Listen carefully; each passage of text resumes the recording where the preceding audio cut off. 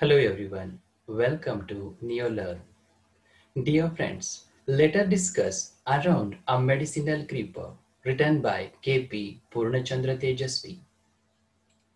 K.P. Purnachandra Tejasvi is one of the most prominent Kannada writers, known for his distinct style of writing which has heralded a new era in Kannada literature.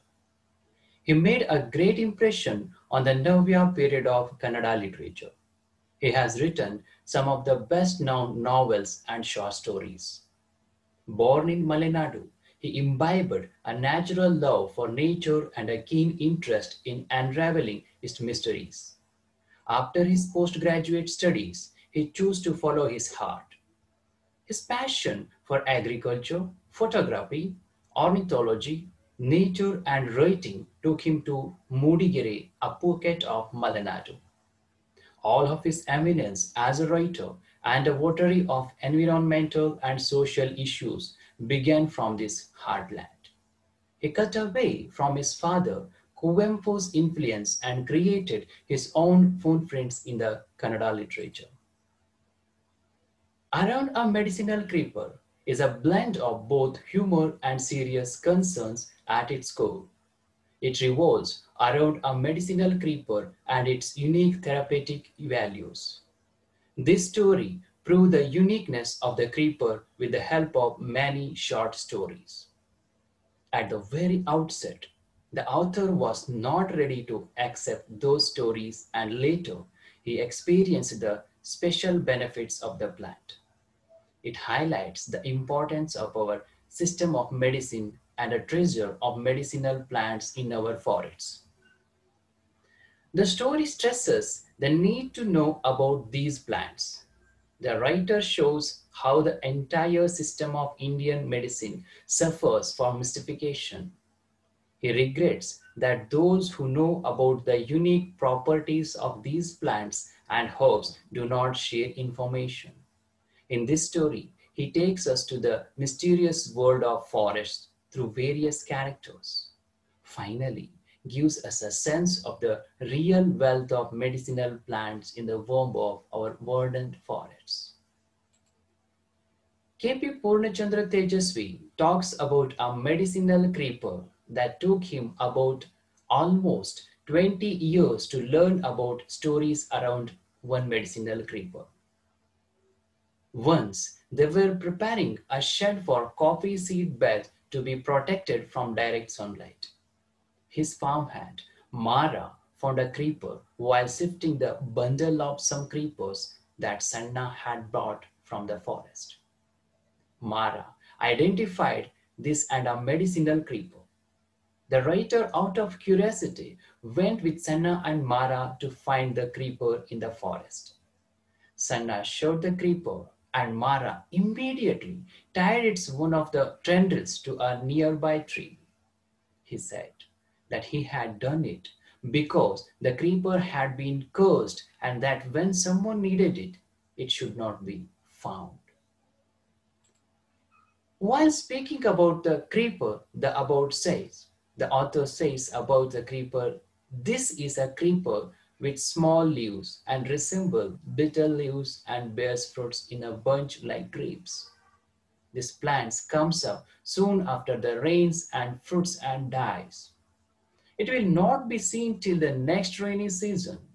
That is how the author says the plant is tied to a nearby tree so that it can be easily seen. According to the writer, stories around these medicinal creepers could be true and false. He says that the entire system of Indian medicines suffering from this kind of mystification.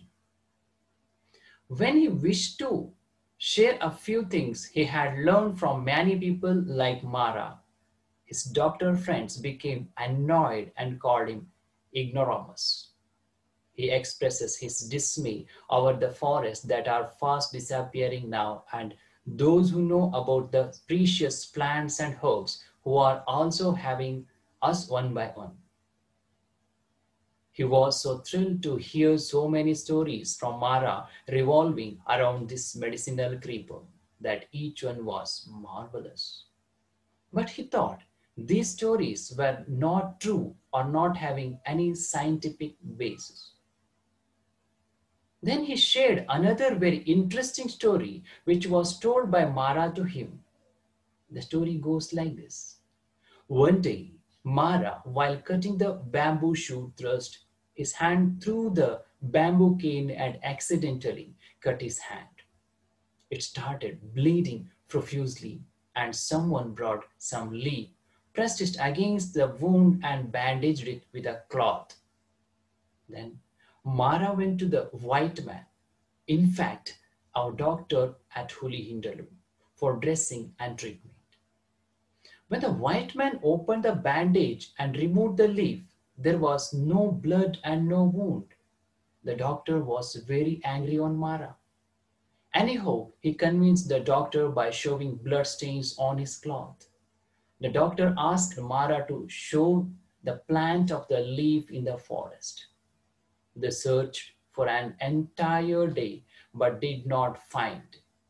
This story of Mara irritated the author, and when he called Mara's story fabricated, he told another story about the mongoose and the kokal which know about this plant. Accordingly, when they hunt poisonous snakes, if they are bitten by them, they immediately chew this leaf and cure themselves. He says that this plant can cure snake bites also. The author was very curious to know about the loss of teeth of Mara because he lost teeth, that too only one side of his mouth. For that, Mara told another very interesting story which completely stunned the author. Once, Mara had laid a trap in the forest to catch rabbits. He went into the forest before daybreak to check. The trap was empty. Disappointed, but he decided to return home. Later, he thought of brushing his teeth and washing his face in a nearby stream. Then he broke a small stick of a nearby plant to brush a third or fourth time and felt a sour taste. Then he thought there was something wrong with the stick and threw it. Then he wanted to rinse his mouth. After turning it around his mouth, spat it out. There was a surprise awaited for him. All the teeth which had been touched by that stick tumbled out of his mouth. So he lost all the teeth on the right side of his mouth. After hearing the story, the author became angry on Mara for fabricating the incidents and presenting as if a true one. After a heated argument, Mara again spun another story. Mara told another story that Mara, along with his friend, laid a trap and caught a barking deer in the forest. They took it to the nearby stream to divide between them. After dividing the meat, they wrapped their portion in some leaves and brought them home. In Mara's home, as they prepared to cook, opened the packet to take out the meat from it. Another surprise and a shock was awaited them as a live wild buck jumped up, ran out of his house. While Mara was trying to catch it, his wife ignorantly threw the leaves into the fire, so that they could not recognize the leaves which made this magic. These stories of Mara were seeded and confusion in the mind of the author. He was neither ready to accept nor to refuse all his stories. After a few years, he sold that estate and even Mara also died. But the magic of the creeper came into light once again. This time it was with Appana. The author once heard from Appana that if the juice of this creeper's leaves is squeezed into milk, it will turn hard. He was not happy with such stories and wanted to experiment on his own. He, along with his plant pathologist friend, Chandru, took a liter of milk and put the milk and leaves into a mixer and sweetened it. After they were thoroughly mixed, they poured it into a vessel. For a couple of minutes, nothing happened. They thought they have completely wasted 1 liter of milk by listening or believing the fabricated story of Appanna. But after some time, when the writer checked, it had become firm and rubbery. When they inverted the vessel, the whole thing fell out like a molded cast. The writer was convinced that this creeper really had some properties. The passage of time erased the medicinal creeper from the memory of the author. But one day, the author's erstwhile farmhand, Krishna, came to see him.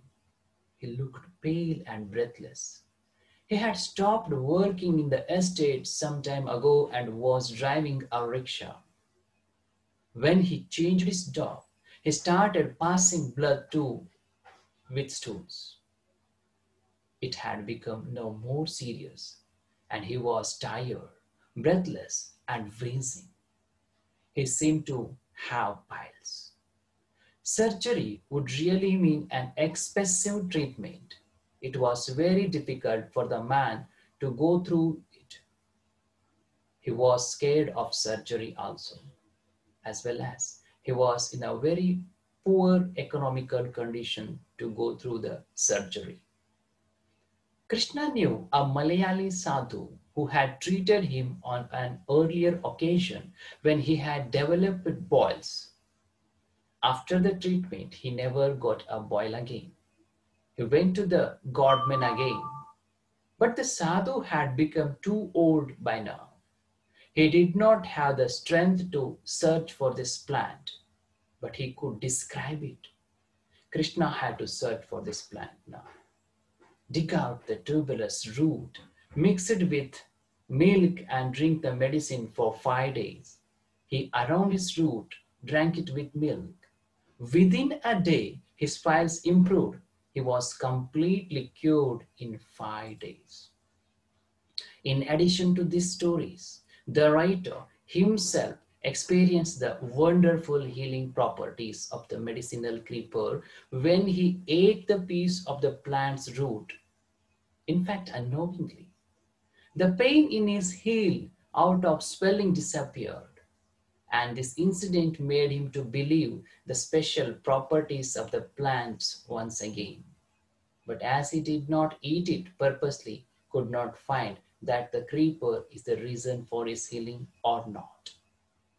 The author finally come to know that this medicinal creeper is so unique.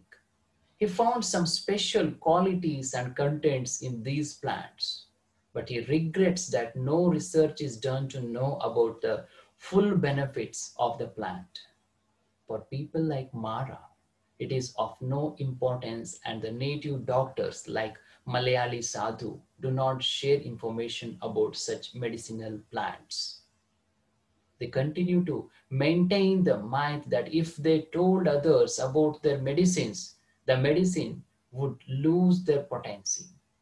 That is how our native medicinal systems are on the verge of extinction.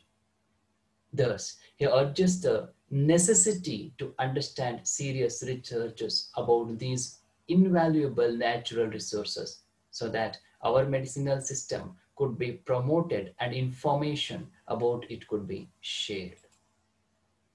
This story indirectly appeals the native doctors to share their information by that everyone can get the benefit of the medicine.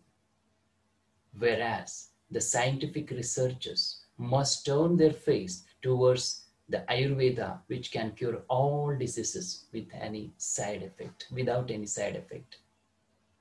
Nature is a nurturing mother. There is everything in the womb of the nature to enjoy the life of the peace of life.